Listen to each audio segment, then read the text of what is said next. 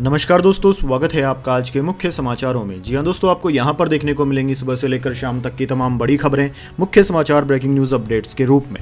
तो चलिए दोस्तों, जान लेते हैं आज की पहली बड़ी खबर। राज्यसभा में अमित शाह बोले, आतंकवाद, नक्सलवाद और उग्रवाद नासूर, ये हमें विरासत में मिले, हमने मुकाबला किया, 10 साल में बहुत कुछ बदला है।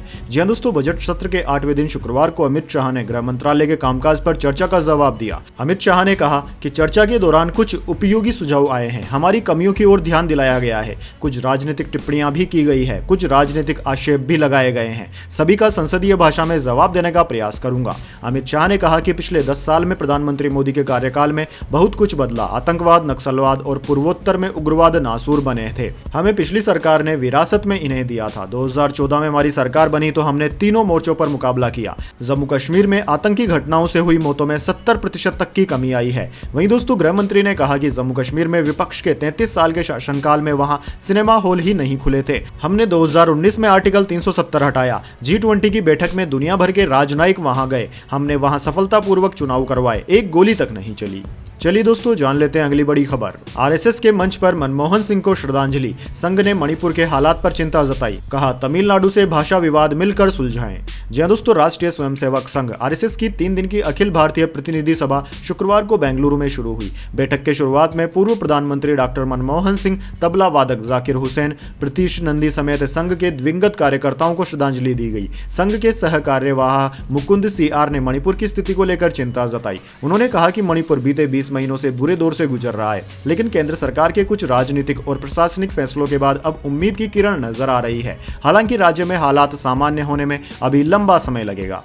चलिए दोस्तों, जान लेते हैं अगली बड़ी खबर। ईरान में भूकंप के तेज झटके, परमाणु केंद्रों वाले इलाके में कांपी धरती। जी हां दोस्तों, ईरान के नातांज क्षेत्र में रविवार को भूकंप के तेज झटके महसूस किए गए, जिससे इलाके में दहशत फैल गई। अमेरिकी भूवैज्ञानिक सर्वेक्षण के अनुसार भूकंप की गहराई 10 किलोमीटर थी। रिक्टर स्केल पर भूकंप की तीव्रता 5.0 मापी गई। दोस्तों, नातांज क्षेत्र ईरान के प्रमुख परमाणु प्रतिष्ठानों में से एक है, जिससे इस भूकंप को लेकर सुरक्षा एजेंसियां सतर्क हो गई हैं।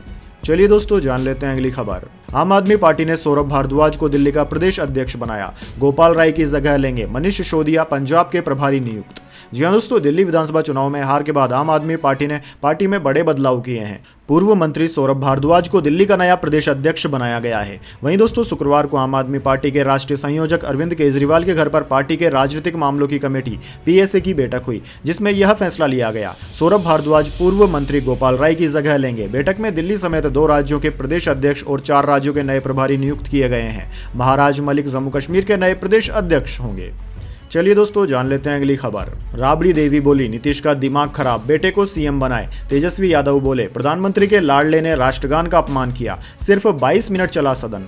जी हां दोस्तों, बिहार विधानसभा में शुक्रवार को नीतीश के राष्ट्रगान के अपमान करने के मुद्दे पर जोरदार हंगामा होता रहा। सदन के अंदर और बाहर विपक्ष ने पोस्टर लेकर प्रदर्शन किया। कार्यवाही शुरू होने से पहले RJD ने CM नीतीश कुमार से इस्तीफे की मांग की। सदन के बाहर पार्टिकों में नेता प्रतिपक्ष तेजस्वी यादव भी हाथ में बैनर लिए खड़े दिखे। विपक्ष के हंगामे के कारण आज सिर्फ 22 मिनट ही सदन की कार्यवाही चल पाई। चलिए दोस्तों, जान लेते हैं अगली बड़ी खबर। सावधान, शेयर मार्केट फ्रॉड का नया तरीका आया सामने, प्रॉफिट दिलाने के नाम पर ठग लिए 1.15 करोड़ रुपए। जी हां दोस्तों, शेयर मार्केट के नाम पर फ्रॉड होने के मामले लगातार सामने आ रहे हैं। एक ऐसा ही मामला अब नोएडा से सामने आया है। दरअसल दोस्तों, जिसमें शेयर बाजार में निवेश के नाम पर एक बिजनेसमैन से 1.15 करोड़ की ठगी हो गई। उन्हें शेयर मार्केट में निवेश पर हाई रिटर्न का लालच दिखाया गया, कुछ फर्जी वेबसाइट्स का लिंक भी दिया गया था। मीडिया रिपोर्ट्स के मुताबिक नोएडा के सेक्टर 44 में रहने वाले शख्स को 27 जनवरी को एक महिला का कॉल आया था, जिसने उन्हें लालच देकर 1.15 करोड़ की ठगी कर ली। चलिए दोस्तों, जान लेते हैं अगली खबर। बैटिंग ऐप को प्रमोट करने पर विजय देवरगोड़ा की सफाई, टीम ने जारी किया प्रेस रिलीज। दावा, एक्टर सिर्फ लीगल गेम को करते हैं एंडोर्स।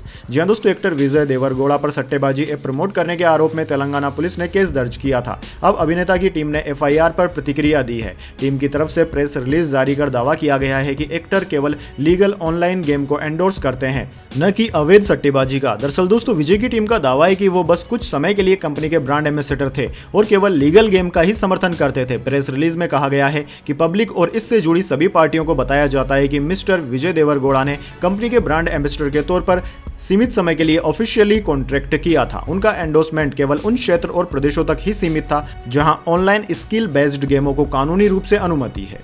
चलिए दोस्तों जान लेते हैं अगली खबर। इलाहाबाद हाईकोर्ट जज का कमेंट, प्राइवेट पार्ट पकड़ना रेप नहीं। केंद्रीय मंत्री बोली, समाज में ऐसे फैसलों के लिए जगह नहीं, सुप्रीम कोर्ट एक्शन ले। जी हां दोस्तों, इलाहाबाद हाईकोर्ट के एक हालिया फैसले पर विवाद शुरू हो गया है। दरअसल दोस्तों, कोर्ट ने कहा था कि किसी महिला का प्राइवेट पार्ट पकड़ना और उसकी पजामे की डोरी खींचना रेप नहीं है। अब केंद्रीय महिला एवं बाल विकास मंत्री अन्नपूर्णा देवी ने हाईकोर्ट के इस फैसले को पूरी तरह गलत बताया है। उन्होंने कहा कि सुप्रीम कोर्ट को इस पर गंभीरता से विचार करना चाहिए। सभ्य समाज में इस तरह के फैसलों के लिए कोई जगह नहीं है, कहीं ना कहीं इसका समाज पर गलत असर पड़ेगा। चलिए दोस्तों जान लेते हैं अगली बड़ी खबर। कर्नाटक में एमएलए एमएलसी की सैलरी बढ़ाने के लिए बिल आएगा। 31 विधायकों की 100 करोड़ की संपत्ति, डिप्टी सीएम के पास 1400 करोड़ की प्रॉपर्टी। जी हां दोस्तों, कर्नाटक के विधायकों और विधान परिषद के सदस्यों की सैलरी बढ़ सकती है। मीडिया रिपोर्ट्स के मुताबिक विधानसभा में बिल लाकर जल्द ही इसे लागू किया जाएगा। राज्य सरकार कर्नाटक विधानमंडल वेतन, पेंशन और भत्ते विधेयक 2025 लाने की तैयारी कर रही है। इस बिल में मुख्यमंत्री, मंत्रियों और विधायकों के वेतन में 100% तक की बढ़ोतरी का प्रस्ताव है। इसके पारित होने पर एमएलए और एमएलसी की सैलरी दुगनी हो जाएगी। मुख्यमंत्री का वेतन 75,000 रुपए से बढ़ाकर 1.5 लाख रुपए प्रति माह हो जाएगा। विधान परिषद के सभापति और विधानसभा अध्यक्ष का वेतन 75,000 रुपए से बढ़ाकर 1.25 लाख रुपए करने का प्रस्ताव है। चलिए दोस्तों जान लेते हैं अगली खबर। भारत से ज्यादा खुश पाकिस्तान और नेपाल। वर्ल्ड हैप्पीनेस इंडेक्स में फिनलैंड दुनिया का सबसे खुशहाल देश, अफगानिस्तान सबसे नीचे। जी हां दोस्तों, दुनिया का सबसे खुशहाल देश फिनलैंड है। इस मामले में फिनलैंड ने लगातार 8वें साल नंबर 1 रैंकिंग बरकरार रखी है। Well being research centre Oxford university ने 20 मार्च यानी कि वर्ल्ड हैप्पीनेस डे पर वर्ल्ड हैप्पीनेस इंडेक्स 2025 जारी किया। सबसे खुशहाल देश के रूप में फिनलैंड 7.7 पॉइंट के साथ पहले पायदान पर है। वहीं दोस्तों, फिनलैंड के अलावा डेनमार्क, आइसलैंड और स्वीडन टॉप 4 में बने हुए हैं। ये सभी नॉर्डिक देश भी कहे जाते हैं। 147 देशों की इस लिस्ट में भारत 4.3 पॉइंट के साथ इस बार 118वें स्थान पर रहा। पिछली बार भारत लिस्ट में 126वें स्थान पर रहा था। इस मामले में भारत पाकिस्तान और नेपाल से भी पीछे है। चलिए दोस्तों जान लेते हैं अगली खबर। ये कोई कूड़ेदान नहीं, दिल्ली हाईकोर्ट के जिस जज के घर पर मिला कैश, उसके ट्रांसफर का इलाहाबाद बार एसोसिएशन ने किया विरोध। जी हां दोस्तों, इलाहाबाद हाईकोर्ट बार एसोसिएशन ने शुक्रवार को दिल्ली हाईकोर्ट के मौजूदा जज जस्टिस यशवंत वर्मा के ट्रांसफर का विरोध किया। एसोसिएशन ने कहा कि इलाहाबाद हाईकोर्ट कोई कचरा पेटी नहीं है। जस्टिस वर्मा के सरकारी आवास से कथित तौर पर भारी मात्रा में नकदी बरामद की गई थी। इसके बाद से वह विवादों में घिरे हुए हैं। इलाहाबाद हाईकोर्ट बार एसोसिएशन ने कहा कि यह कोई कूड़ेदान नहीं है। न्यूज एजेंसी पीटीआई के मुताबिक बार एसोसिएशन ने एक प्रस्ताव पारित कर कहा कि हमें यह जानकर आश्चर्य हुआ कि सुप्रीम कोर्ट ने जस्टिस यशवंत वर्मा को इलाहाबाद हाई कोर्ट में ट्रांसफर कर दिया है। चलिए दोस्तों जान लेते हैं अगली बड़ी खबर। बार एसोसिएशन को बताए बिना धरना दिया तो होगी एफआईआर। लखनऊ में सेंट्रल बार का फैसला, सिपाहियों पर एफआईआर की 72 घंटे में हो समीक्षा। जी हां दोस्तों, लखनऊ के वकीलों के लिए अब बार एसोसिएशन के नियमों का पालन करना अनिवार्य होगा। यदि कोई अधिवक्ता एसोसिएशन के फैसलों के खिलाफ प्रदर्शन करता है, नारेबाजी करता है या फिर बार विरोधी गतिविधियों में शामिल होता है तो उसके खिलाफ अनुशासनात्मक कार्यवाही की जाएगी। यह निर्णय सेंट्रल बार एसोसिएशन और लखनऊ बार एसोसिएशन की संयुक्त बैठक में लिया गया है, जिसमें वकीलों की सुरक्षा और गरिमा बनाए रखने के लिए सख्त कदम उठाने की जरूरत पर जोर दिया गया है। चलिए दोस्तों जान लेते हैं अगली खबर। अडानी एनर्जी सॉल्यूशंस को 2,800 करोड़ का प्रोजेक्ट मिला। कंपनी का शेयर 3% चढ़ा। वित्त वर्ष 2025 में कंपनी की ऑर्डर बुक 57,561 करोड़ पहुंची। जी हां दोस्तों, अडानी एनर्जी सॉल्यूशंस के शेयर में आज करीब 3% की तेजी देखने को मिली। कंपनी ने शुक्रवार को गुजरात में 2,800 करोड़ के पावर ट्रांसमिशन प्रोजेक्ट मिलने का ऐलान किया था। इस खबर से कंपनी के शेयर में यह तेजी आई। हालांकि दोस्तों, कारोबार बंद होने पर कंपनी का शेयर 1.83% की तेजी के साथ 830 पर बंद हुआ। चलिए दोस्तों जान लेते हैं अगली खबर। हरियाणा के मुख्यमंत्री को प्रधानमंत्री मोदी का नया टास्क, जल शक्ति कैंपेन का 6वां वर्जन शुरू होगा। 500 गांव के ग्राउंड वाटर रिचार्ज का टारगेट फिक्स। जी हां दोस्तों, प्रधानमंत्री नरेंद्र मोदी ने हरियाणा को एक और बड़ी जिम्मेदारी सौंप दी है। इस बार प्रधानमंत्री मोदी ने जल शक्ति अभियान कैच द रेन 2025 के 6ठे संस्करण का राष्ट्रीय स्तर पर शुभारंभ किया। हरियाणा द्वारा पिछले 10 सालों में राष्ट्रव्यापी कार्यक्रम की सफलता को देखते हुए प्रधानमंत्री ने मुख्यमंत्री सैनी को इस बड़े अभियान के आयोजन की जिम्मेदारी सौंपी है। जल शक्ति अभियान कैच द रेन के 6ठे संस्करण का राष्ट्रीय स्तरीय शुभारंभ पंचकुला के ताऊ देवीलाल स्टेडियम से 22 मार्च 2025 को किया जाएगा। इस कार्यक्रम में केंद्रीय जल शक्ति मंत्री CR पाटिल मुख्य अतिथि होंगे। मुख्यमंत्री नायाब सिंह और सिंचाई एवं जल संसाधन मंत्री श्रुति चौधरी विशेष रूप से उपस्थित रहेंगी।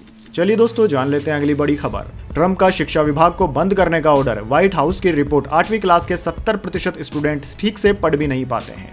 जी हाँ दोस्तों, अमेरिकी राष्ट्रपति डोनाल्ड ट्रंप ने गुरुवार को शिक्षा विभाग बंद करने से जुड़े आदेश पर दस्तखत कर दिए। दरअसल दोस्तों, ट्रंप ने दस्तखत करने के बाद कहा कि अमेरिका लंबे समय से छात्रों को अच्छी शिक्षा नहीं दे पा रहा है। उन्होंने कहा कि अमेरिका किसी भी देश की तुलना में शिक्षा पर सबसे ज्यादा खर्च करता है, लेकिन सफलता की बात आती है तो देश लिस्ट में सबसे निचले स्थान पर है। शिक्षा विभाग सुधार में फेल रहा, अब यह हमेशा के लिए खत्म हो जाएगा।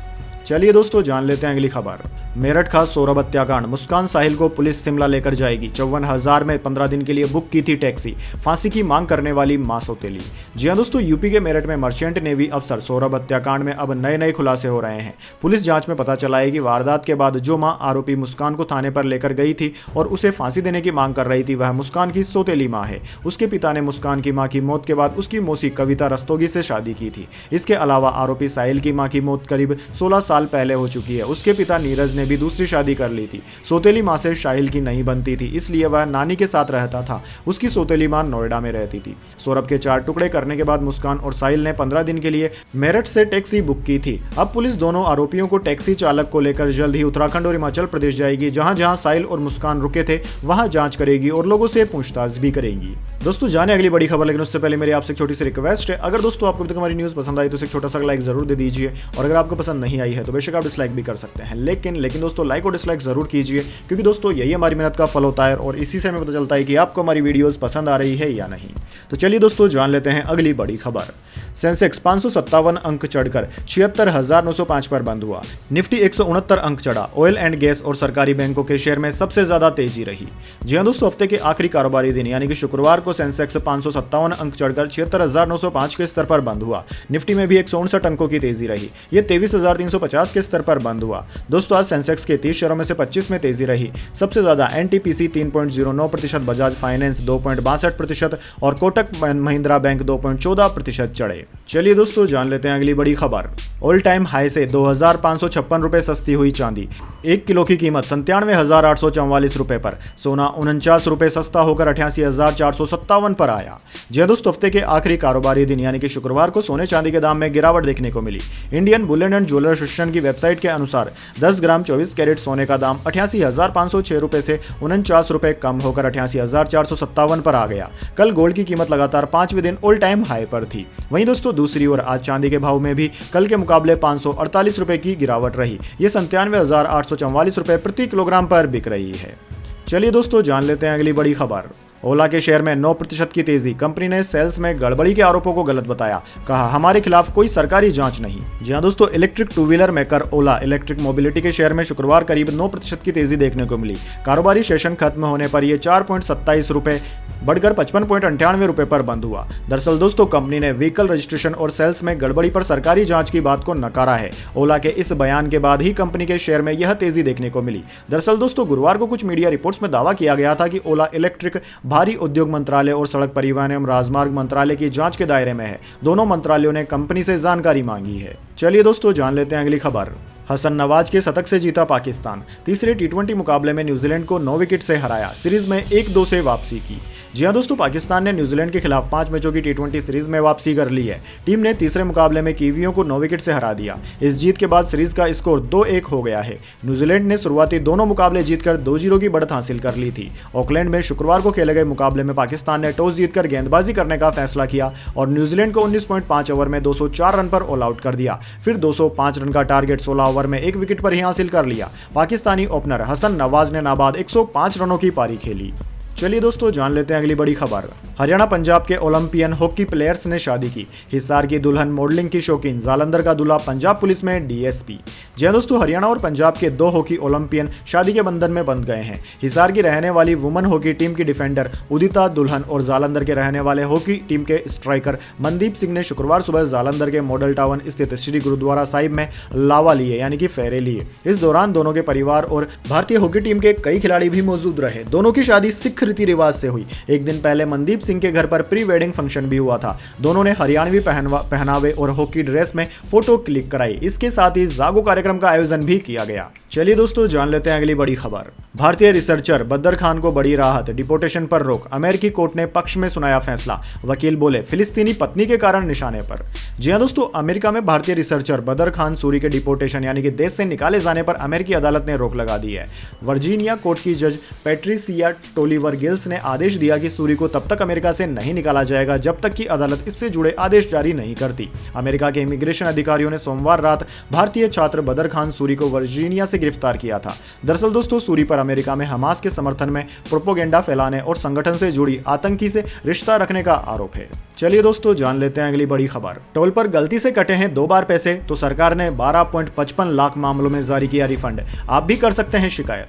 जी हां दोस्तों, टोल प्लाजा से गुजरने वाले लाखों वाहनों से टैक्स लिया जाता है, जिसका इस्तेमाल सड़कों के रखरखाव, मरम्मत और अन्य विकास कार्यों के लिए किया जाता है। हालांकि कई बार गलती से लोगों का टोल टैक्स गलती से कट जाता है। साल 2024 में टोल गेट पर गलती से टैक्स वसूले जाने से 12.55 लाख मामलों में रिफंड जारी किए गए हैं। आजकल दोस्तों टोल पर फास्टैग से ऑटोमेटिक पैसा कट जाता है, लेकिन इसकी कुछ खामियां भी है, जैसे कि 2 बार टोल कट जाता है। अगर आपके पास भी ऐसा ही कुछ हुआ है, आपके साथ भी ऐसी ही कुछ घटना घटित हुई है, तो आप टोल फ्री नंबर 1033 पर कॉल कर सकते हैं या फिर falsededuction@ihmlc.com पर ईमेल करके भी रिफंड को क्लेम कर सकते हैं।